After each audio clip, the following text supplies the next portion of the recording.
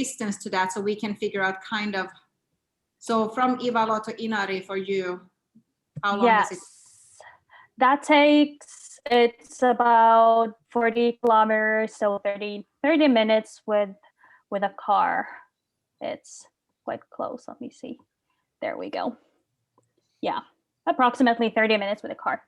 But Inari as a village does have, we do have a couple stores. There is a bar, a couple of restaurants, and it's lovely that you asked the questions, because I realized that I forgot to tell you a little bit more about Inari, since it is really the center of Sami culture in Finland. It's a small village, but it has many things happening. There is the Sami Museum Sita, which is like a Sami National Museum within Finnish borders. And there is a big change happening right now. The National Museum in Helsinki is giving back, returning their Sami artifacts to the Sami people. They're coming to Sita, to the Sami Museum, which is really a big thing. Then there is my school, the Sámi Education Institute, that brings many people, teachers and many kinds of talents to Inari. And then there is also the Sajos, which is a Sami cultural center. The Sami Parliament meets there, and there are different organizations working there. And there is a Sami library as well. So thank you for the question. I remember to tell a little bit more with that question. Yes. Oh yeah, true. It does state in kilometers, but maybe from Inari to Ivalo is about 30 minutes by car. From Inari to Saariselkä, which is in the northern, southern parts of the municipality, it's about an hour. But the Inari Järvi, really, you have to go around it if you want to get to certain places. That makes some distances a little bit longer.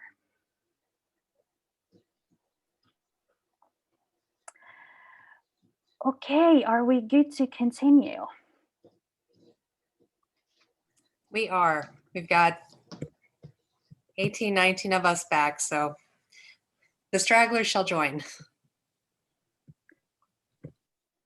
Okay, good. Let's get back to our slide.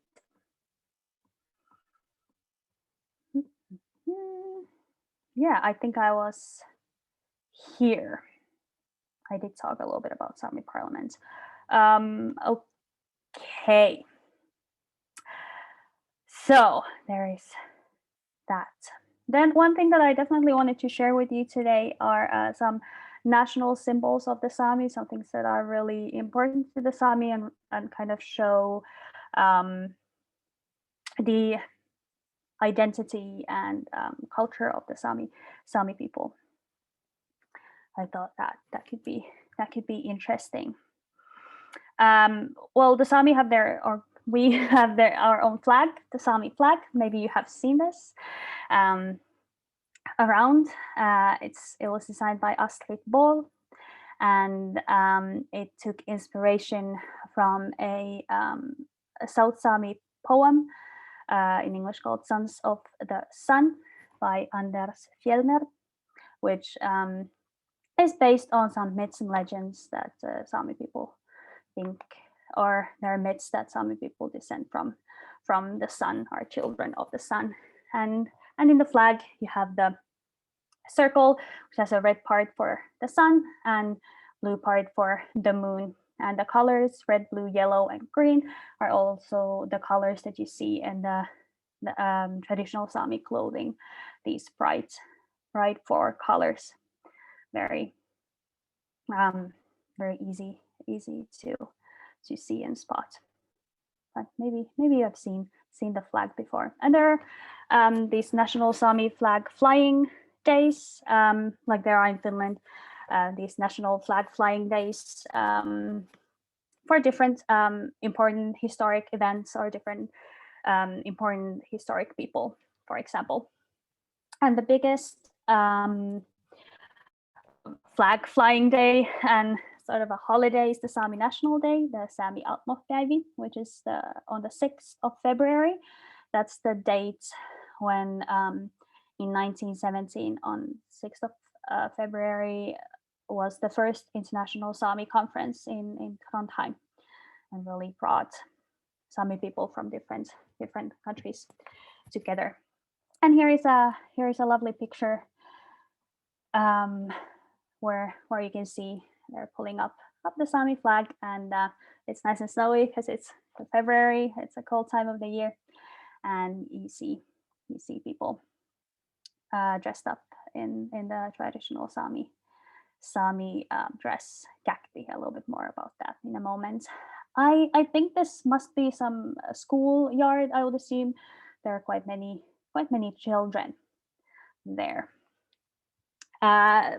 Sami National Day isn't a public holiday in Finland, so it's not a day off work, but it's still celebrated with Sami people. Sami do have also a national song called the Sami Soa Laula, which translates to the song of the Sami family, which is then sung, for example, on the national day, and it's based on a poem by Isak Sava and composed by Arne Sörli. And then one very visible thing about the Sami culture, and one thing that I personally love a lot, is a käkti, which is the traditional Sami clothing in Northern Sámi. In Inari Sámi, it's määtsu, and in Skolt Sámi, määtsach. My Skolt Sámi pronunciation is a little bad, so I'm sorry if that went really poorly.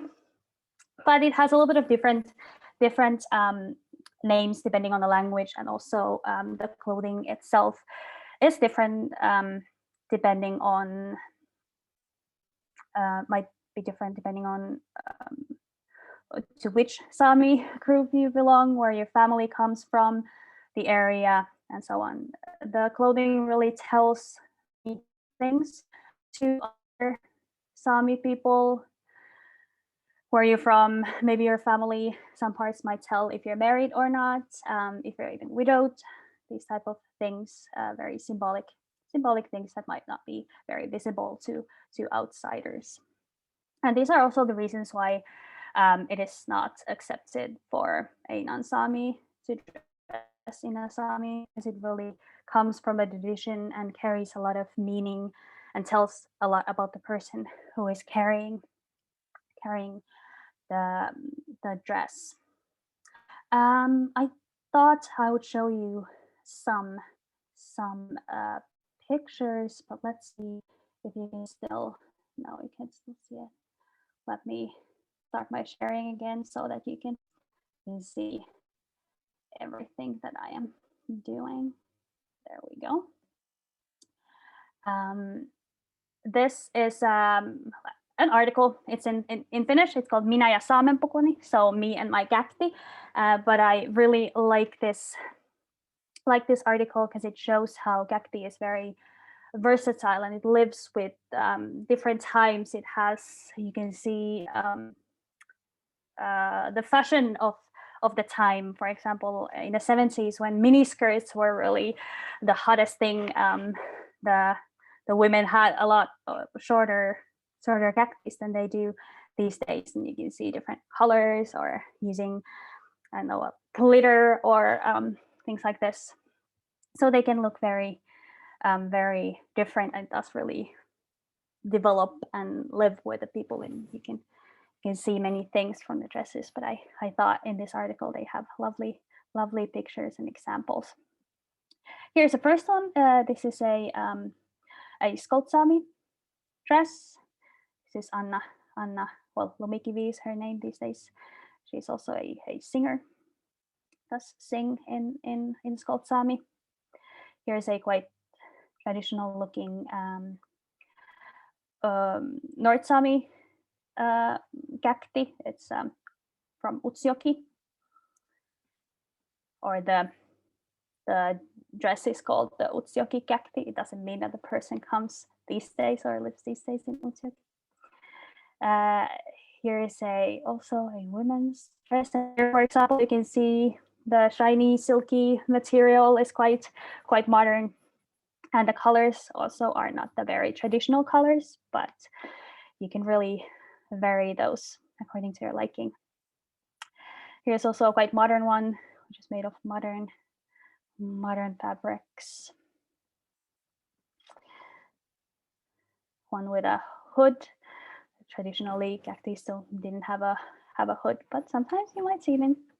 So it really is a lively tradition that, yeah, lives with the time. Another, I think this is a Inari, yes, an Inari Sámi cacti, and a couple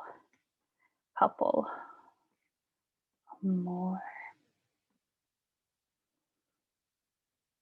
And I will have you can have the link afterwards if you want to have a closer look. I just wanted to show these. And here's a Skulled Sámi man, where you can see the beading. It's very typical for the Skulled Sámi clothing. And another Skulled Sámi woman's dress. And another page that I want to quickly show to you was the Sámi duodji's website, where also they have listed the biggest variations or groups of cacti within Finland. Which are here, and these are more in more traditional colors and look a little bit more traditional. This is the Skulled Sámi traditional clothing. It looks, or it's the most distinctive or most different from the others in Finland.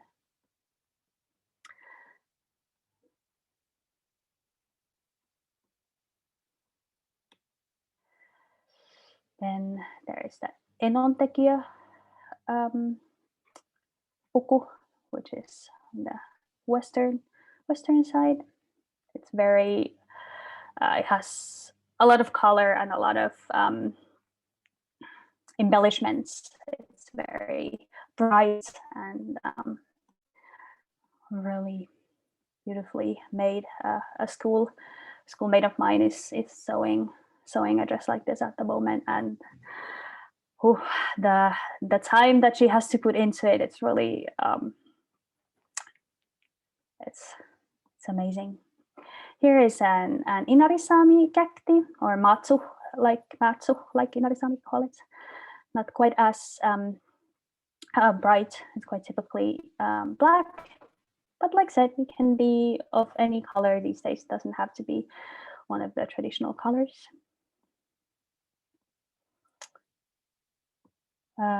Sodankylä and Utsjoki type of dress here. And then the last one, which was the Utsjoki cacti. And these are just the names of the kind of variations of the dresses. Doesn't mean that the person comes from that area now. Families have moved around, so things might be different. Like you see, quite a lot of variation. But to the trained eye, there is a lot to see. Really beautiful dresses that are mostly handmade. You cannot go to a store and pick one and buy. They are handmade to your measurements, and there are these accessories that go with it that are also mostly handmade. The traditional materials are wool and reindeer leather, reindeer fur, silk as well. So these days, cacti is mostly used for different types of celebrations, sometimes also for festivals. Let's say a Sámi music festival, a gathering where a lot of Sámi people are, but mostly for celebrations. It's not an everyday item anymore. Used to be back in the day, but not now. And then, like I already talked a little bit about Sámi duodji, Sami Handicrafts, and their importance to Sami and how these forgakti, for example, are handmade. And there is this organization called Sami Duodji that works to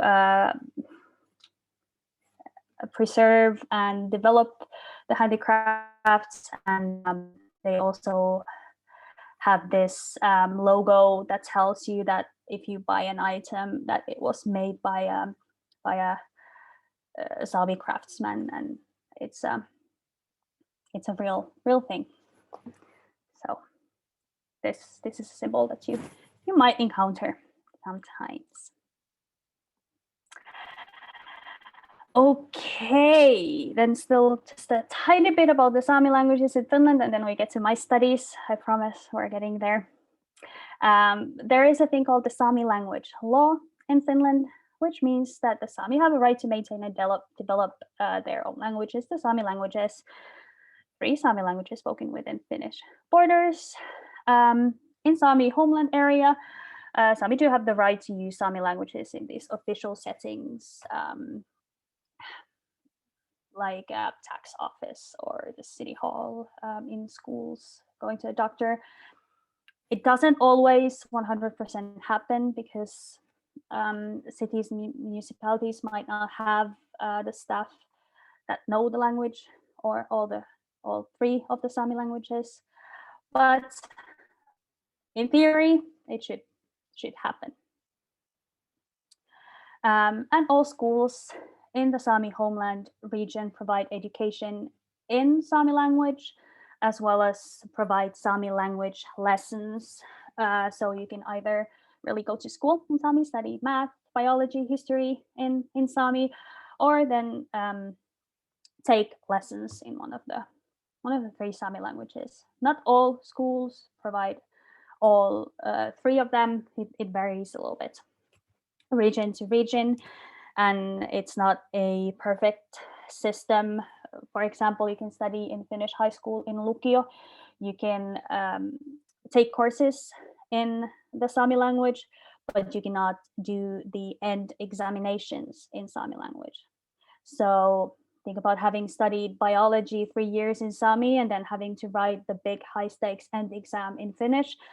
It's in a different language. It's not really an optimal situation. You might then lack some vocabulary or might not be just used to talking about the thing, writing about the thing in the language.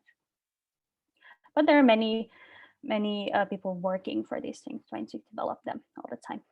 Well, outside of Sámi homeland, the situation, especially in schools and well, with using Sámi language is not as good. Not all Sámi children are able to get Sámi language education or Sámi language lessons outside of the Sámi homeland region. But there are ways of trying to make the situation better. And that brings me to a tiny bit about language revitalization and development within the Finnish borders.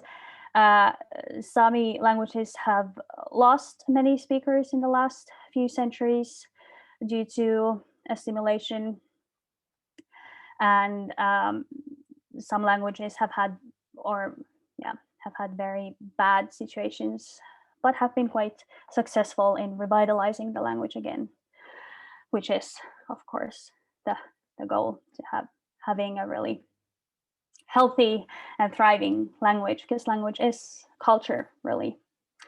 One thing that has been very successful, especially for the Inari Sámi, is language nests. And this basically means kindergartens where children who, for one reason or another, have not learned a Sámi language at home go, and they will be exposed to the language every day. So everything happens in Sámi in those language nests. And since the children spend so many hours there every week, they do really pick up the language, and it's a wonderful way of revitalizing the language. Inari Sámi has done a tremendous job with these language nests.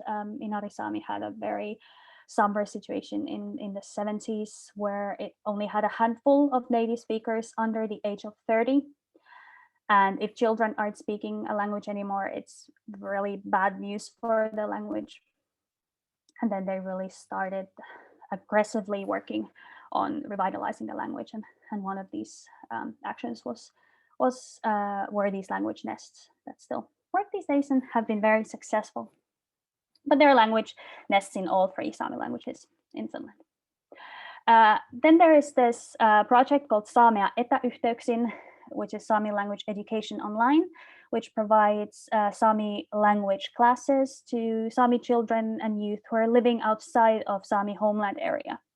Some bigger cities do offer in-person Sámi language lessons if they have enough students or a teacher, but this online initiative really makes it easier to fill those groups and have groups where you have children of the same age and same language knowledge.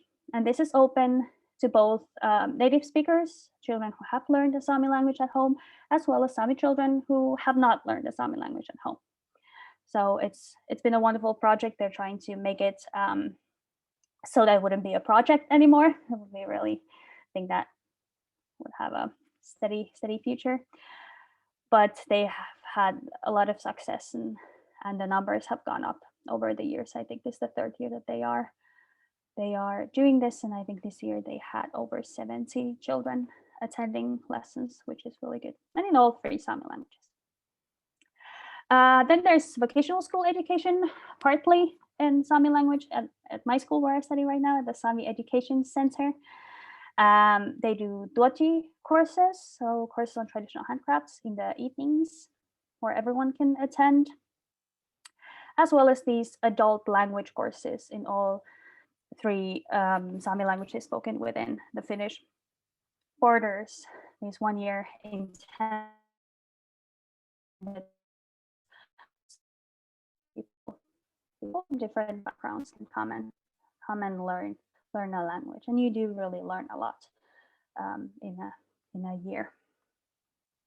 And then at the university level, you can do university degrees and major in all 3 Sámi languages spoken in Finland, as well as Sámi culture at the Kielikas Institute at Oulu University. And they do also a lot of research and projects and that type of stuff. And these are only things that are happening now in Finland. There are different things happening in Norway, Sweden, and Russia as well. And then the Norwegian side, there is also a Sámi Alaskola, a Sámi-speaking university, which completely operates only in Sámi.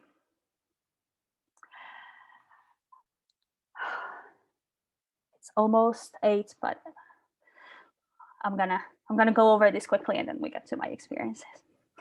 Just a couple of things about North Sámi, because I love languages. Okay, good. But like I said, I love languages. I love linguistics. I'm really a language enthusiast, love learning languages. So I thought it would be interesting also to share a couple small facts with you what kind of language North Sámi is. And like maybe many of you know, it's a Finno-Ugric language and it's related to Finnish, not very closely, but it is related, and you can see similarities in certain things. But if there is a North Sámi speaker and a Finnish speaker and they're trying to talk to each other and do not know each other's languages, then that won't probably lead to many things. It's not very understandable. North Sámi has 2 big dialects, East and West dialect, and you normally learn the one that your teacher speaks if you aren't learning it from home. My teacher speaks the Eastern dialect, as well as that's also the dialect of my family. Here is the alphabet. I've highlighted the ones that are different to Finnish, the alphabets, also different to English, but some of these sounds you do have in English, although they have a different way of marking them.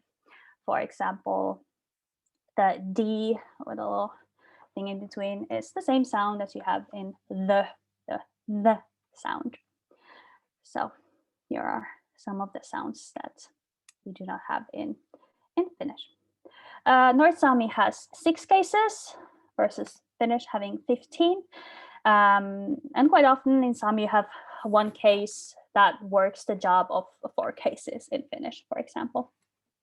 So in that way, North Sámi is sometimes a little bit more effective. North Sámi has a dual. And what does that mean? Well, in some languages, we think of things as singular and plural. Well, North Sámi puts also a dual in between. So it's a difference if you have one thing or one person, two people, or then three and more. So for example, Sonlie is he or she is. Soilava is they two, only two people are. And Silaht means that there are three or more people, they are. And there is this wonderful website called Sámi. I will not show it to you now that we have time, but there you can listen to different phrases in the 3 different Sámi languages in Finland, and it works also in English, so you can go and have a look at that. They have phrases like "Good morning," "You're welcome," 1, 2, 3, even some phrases for the nightlife. They have some funny things over there. I do recommend it. It's a fun website. Okay, I feel like I've been speeding through the first part, but now more about my Sámi language path and how I've ended up where I am right now. Like I said, I am Sámi, but I did not learn Sámi at home. My father does not speak Sámi, and I have not lived in the Sámi homeland area in Sápmi before this. I grew up in Vantaa in the south. My parents did try to get me Sámi language lessons when I was in school, because Finland tries to offer lessons in every student's mother tongue if it's possible, or well, technically Sámi isn't my mother tongue since I didn't learn it at home, but my parents really tried to push it. I did end up getting 1 year's worth of lessons in the 8th grade, but I had to take a bus and a metro to the Helsinki city center. It took me 45 minutes, and I was in a group with very different levels. And it was in the evening.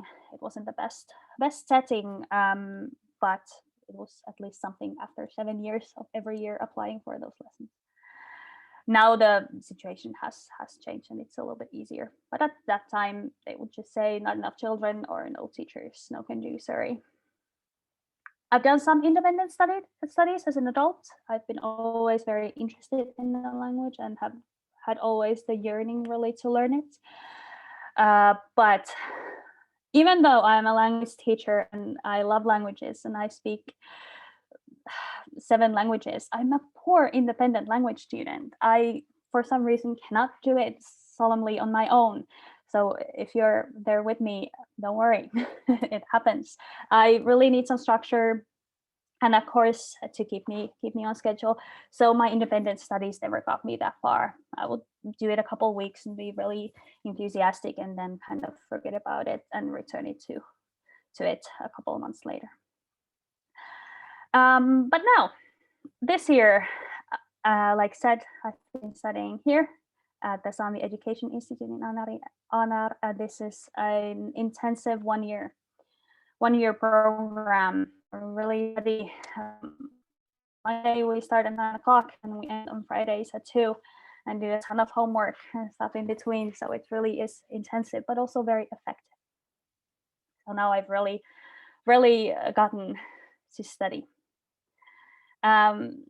Well, the studies here consist of language classes as well as culture, history, and literature. We had these things called language internships. I didn't really know what I would call them, but it's basically where you go to a workplace, a Sami-speaking workplace, to use that language in the real life, so to say. And then we also had duodji courses as a part of my studies. Here's the curriculum, all the courses we've had. We're almost through with all of them. So the language studies were 45. Well, OP comes from Finnish from study points. 60 is what you normally do in one academic year. It's just a way of measuring the credits. And like you see we had 6 just solemnly language courses. We would do speaking, writing, listening, reading, grammar, all these things that you typically do in a language class. And we just now on Friday ended the 6th course. We did a translation project, and I turned my translation of a Finnish fairy tale in, which is lovely. It was a lot of work, but now it's done. So I translate that into North Sámi. We really started from hello, my name is 1, 2, 3, 4. How are words pronounced? So it really started from 0. You didn't have to have any knowledge to start these studies. We had 2 credits worth of Sami literature, where we all read a book in the Sami language. For some, it was a children's book. Some chose young adults books or youth novels. I don't think anyone did in adults like a real novel, but it was really interesting to talk a little bit more about Sami literature. And then were these 2 language internships, practicums, what you would call them. We would go for a week to a Sami speaking workplace. Well, this year it doesn't really work out like it normally would, since many of these workplaces are stuff like kindergarten, schools, maybe elderly homes, and many places weren't able to take in students because of the COVID-19 regulations. And also during the 2nd internship week, Finland was going over the 3rd wave of COVID-19. So we were actually studying remotely at that time. So we did some independent projects instead. But for the first language practice week, I actually didn't go to a workplace. I took one of these duodji evening courses where I had a Sami speaking instructor, and I did my, or for the very first time, did a gakti myself from the beginning to an end, and I've never sewn anything in my life before, so that was very interesting. For culture studies, we had an introduction course where we really talked about these major historical points and events, things that aren't quite often taught in school in Finland. The Finnish school system is great, but tells basically nothing about the Sami people. Might mention in a couple of sentences, but doesn't really tell about the big historical events that have affected the Sami. We had some Inari Sami language and culture, which was really interesting. We went over some bigger differences between the languages and learned how to be easier for us to understand Inari Sami speakers, so that we don't have to switch to Finnish as our common language, but we can keep speaking Sami, although there are 2 different Sami languages. And a similar course of called Sámi. We had some fur shoe sewing. I didn't really know what to call it, but these are the traditional reindeer fur boots. I had a picture of them before, but I have a picture coming up as well. So we did those per hand. That was very, very interesting. We had some leather duodji, where we did some leather purses.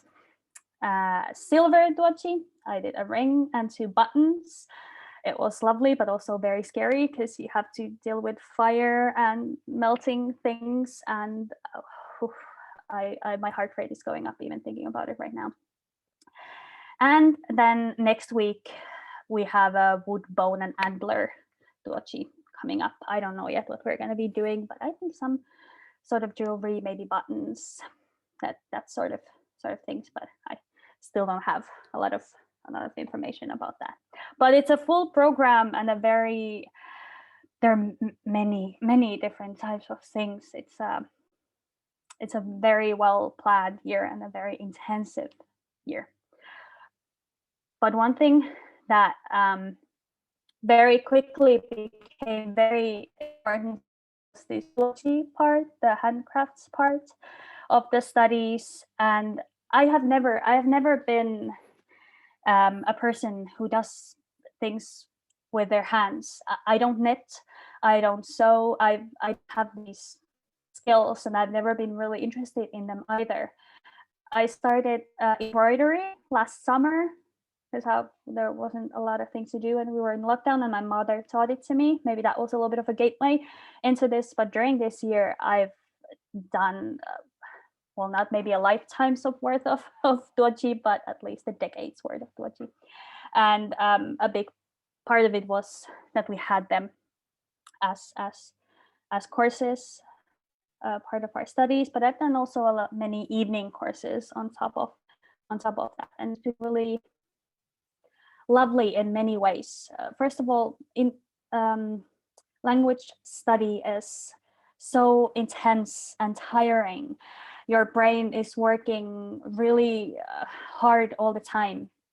And it's a lovely break in between to do something with your hands rather than only with your mind. And it really allows your brain to process things when you're working with your hands. It's also a very natural environment to use the language.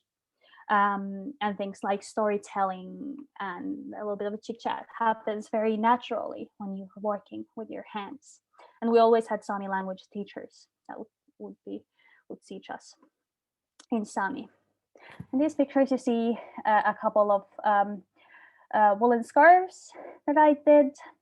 The leather purses. One of them is like a belt purse, and the one is more traditional, that you can carry over your shoulder. Then the fur boots that are made of reindeer fur and skin. And then the silver buttons and the ring that I made. And yeah, some final thoughts that I wanted to share with you about the whole experience of doing this 1 year very intensive study. Like, I'm also a language teacher, and I've been reflecting a lot and thinking about how it is now for me to be a language student, to be on the kind of other side of the whole language learning process. And I've really learned a lot also, not just as a student, but also as a teacher. But first thing, language learning is hard work. Now, I knew before, but now that I've gone through it personally, it's been countless evenings of going over my notes and learning grammar and vocabulary and reading and trying to expose myself to the language, because I'm a professional. I know how it should be done, but do I practice what I preach? Well, that's the question. So really a lot of work. Language can be very versatile. Like I showed the curriculum, the many things we had all also related to language learning, because language is culture and culture is language, and you separate those two. So here are pictures from our lessons, very different looking. You see, we went smoking meat one time, reindeer meat, and that was lovely. We've done some online learning pair work. I had to draw a picture. My partner was describing it to me. I'm not an artist, you can maybe see.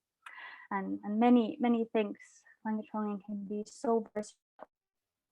And the third thing that I wasn't expecting as much, and I think that I as a teacher have definitely not taken into consideration before, is that language learning can be very emotional, especially if it's a language revitalization, where you are learning a language that was maybe lost or partly lost in your family.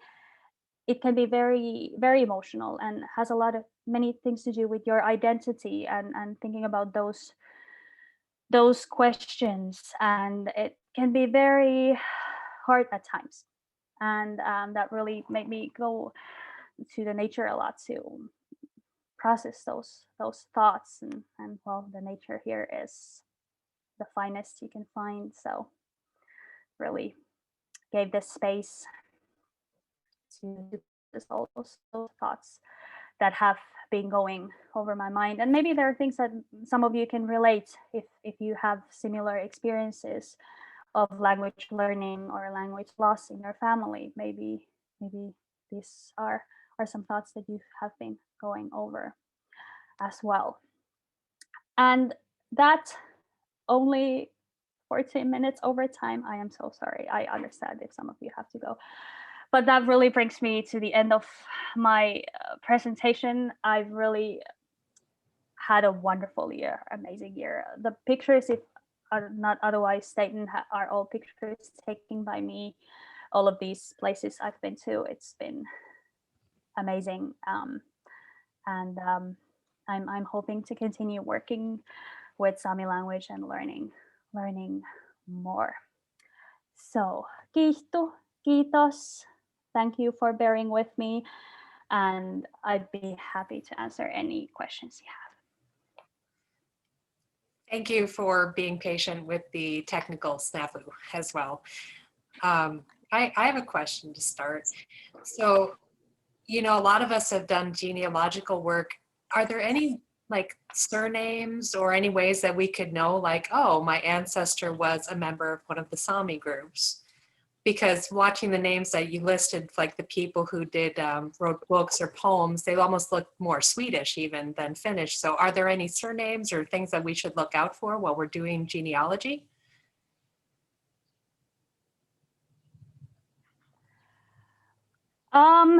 Well, there are certain Sami surnames, but many of them might be similar to Swedish, Norwegian, or Finnish surnames. Jomppanen is a Sami name, but it looks very, very Finnish. So I don't know if there's a lot of help with the names, but I do definitely know that there is something called the Sami Archive, and they do allow, if you can ask permission to get into their materials to do some, if you want to do some family tree searching. I don't know if we call sukututkimus in English, family Genealogical research. studies. Yes. So at least there is that I know of. I know of a book that has a list of Sami surnames that was made by a person in Minnesota. I'll grab it and put it in the chat. Oh, awesome. Thank you, Barb. That might be useful. I have a question, Kristiina. I'm wondering, for the renewed effort of restoring language and culture, to get into a program like the one that you have been in the last year, I assume that you need to show that you are a Sami person. And is there specific, like, family, like, you know, your grandparents had to be Sami or something like that?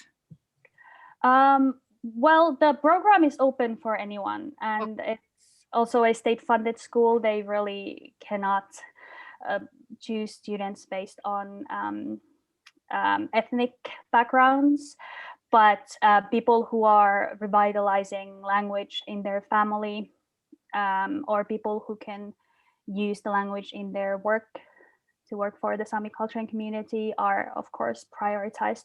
But in my class, for example, the majority are Finnish people who live and work in the area and somehow are connected to the Sami people. So it is open for everyone, the language courses.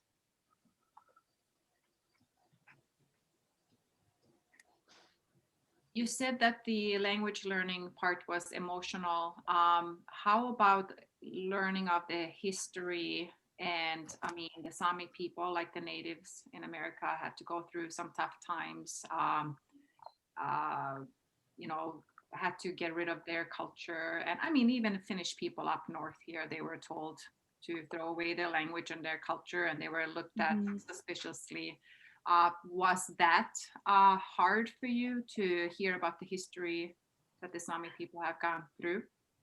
Yes, definitely. It's heartbreaking. I think it would be for anyone, but yeah, many of the things weren't completely new to me, but yeah, there are some pretty hard things there, and there definitely are, like there are with Native American communities, these over generation, how do you call them, or over generation, well, trauma that really goes from generation to another because of things that have happened in the history. So yeah, definitely emotional and difficult, but also important, very important to learn and educate yourself about these things. You know, that's relevant. My mother, as Kristiina knows, my mother grew up in Embarrass, and all of the children in the 2-room school were Finnish, but they were forbidden to speak Finnish at school, even to their own siblings. They would have gotten into trouble if they spoke Finnish at school. And so, and then because my father didn't speak Finnish, my mother didn't teach us Finnish. And I did ask one time, but I think she thought her Finnish wasn't good enough to teach someone else. And so we didn't do that. But I really wish I had pushed her on that. Would have made it a lot easier later. Pretty tough coming in as a 60 or something and picking it up. Yeah, and these things really are quite emotional and can be very, very difficult as well, and are part of the learning process and can make it sometimes slower or more difficult, the learning, since you have these things that you might want to kind of go over before reaching a certain level. But yeah, this forbidding to speak a language, especially with children, can cause very negative emotions towards those languages.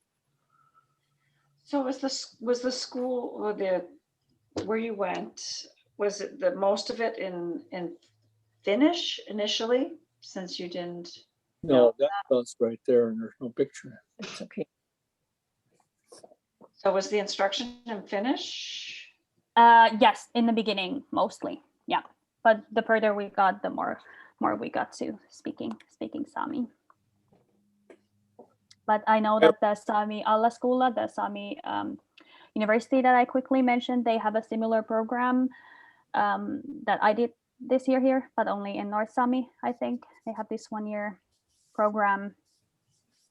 And I think they do it solemnly and only in Sami, since they have more people coming from different language backgrounds.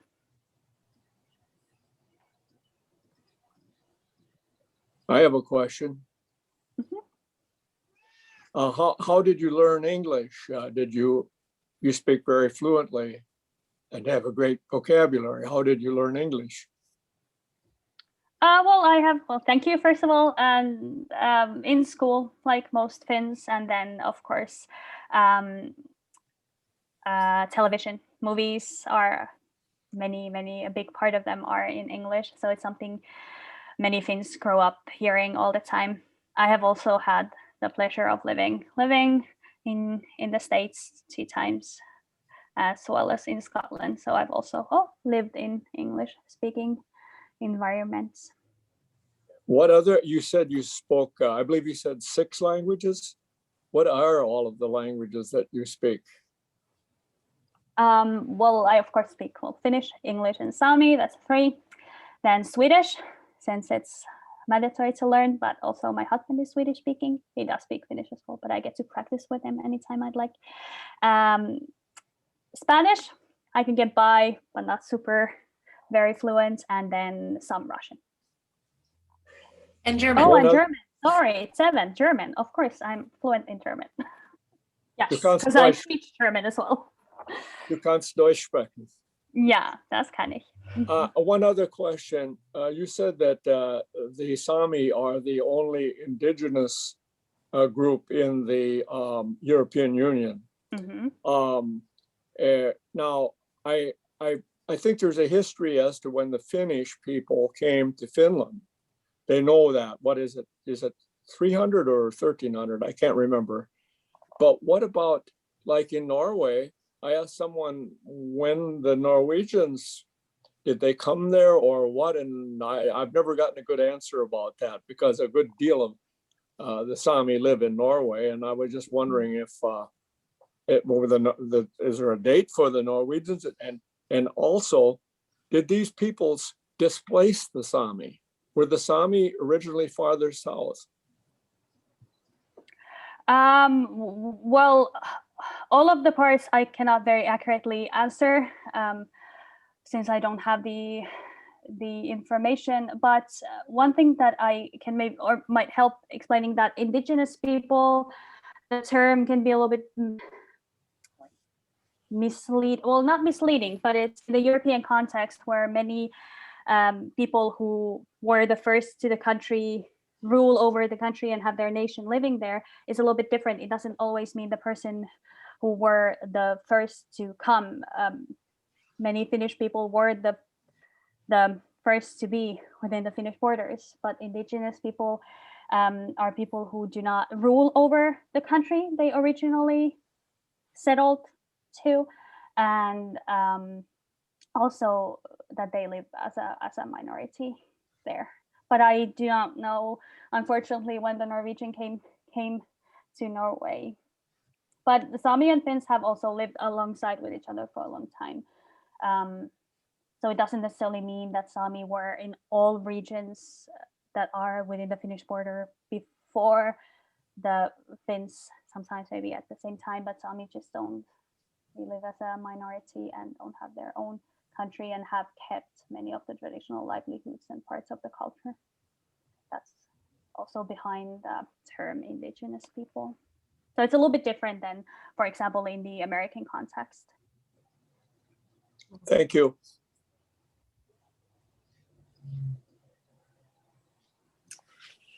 You mentioned learning English via movies and TV, which is quite common for a lot of people, and it's a great way to do that. But we, in the last couple of years, the Sami people have gotten some traction in pop culture via movies like Frozen, which unfortunately, I don't know who produced that one, but they had to kind of go back and say, sorry, we took your outfits and now we're gonna tell people who they're from. But also this Netflix movie called Klaus, which has the Santa origin. I don't know if you have seen it, but it's absolutely wonderful. And the Sami people, actually, the little girl Margot, she's one of the main characters in it, and she speaks the language. So I'm wondering if the Sami people, do they enjoy that recognition as a smaller indigenous group in the world? Well, first of all, I haven't seen Klaus, but I've heard many good things about it. I have seen Frozen 1 and Frozen 2. Frozen 2 was actually made together with Sami consultants, so they did kind of try to bring in the perspective a little bit more to the second film.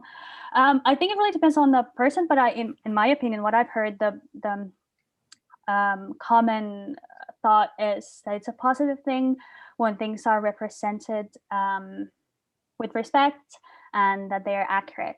They're not only stereotypical or used to the advance of the majority culture or a different institution, that you don't only take, so to say. But I in what I've heard, for example, the Frozen 2 and Klaus, they have been very well received and are well liked.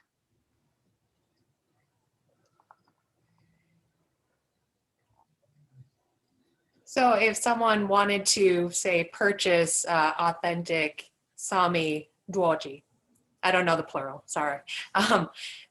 Where would be a good place to do that? Or better yet, are there, I don't suppose you know any places either online or maybe even in Minnesota where someone could actually learn how to make these crafts themselves, besides just like the bracelets?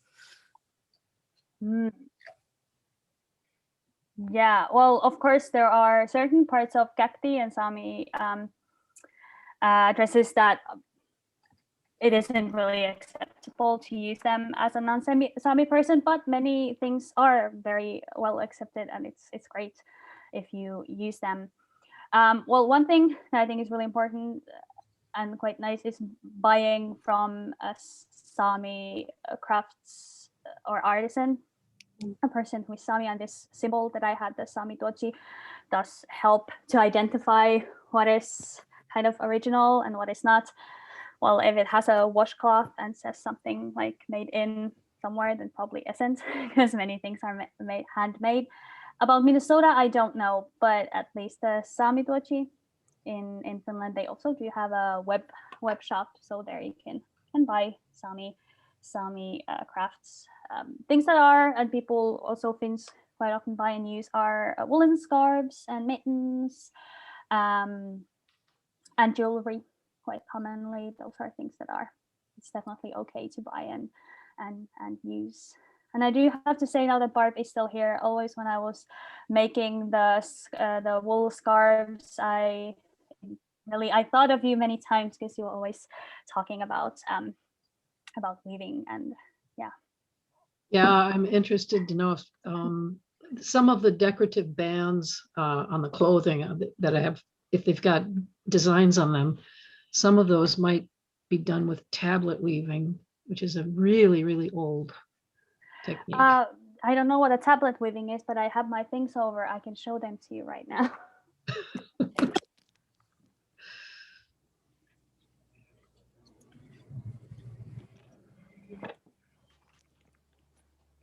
So this is what is quite commonly used. I don't know if this is tablet Okay, weaving. so that's a rigid Hiddle weaving, Okay. or a band weaving Hiddle. Yeah, Yes. that's pretty old too, but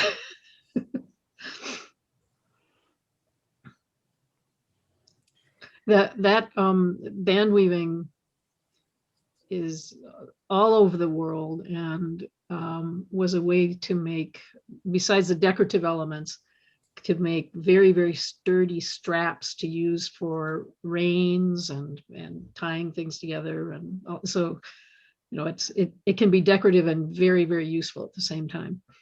Mm-hmm. Fantastic. Well, it's already 12:30 here, so I guess 8:30 where you are, Kristiina. Do we have any last questions before we wrap up here?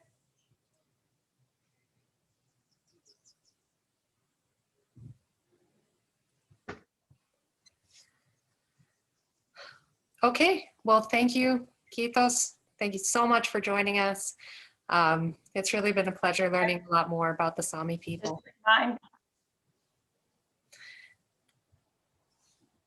Thank you, Kristiina. Just want to remind people, book club next week, if you're interested.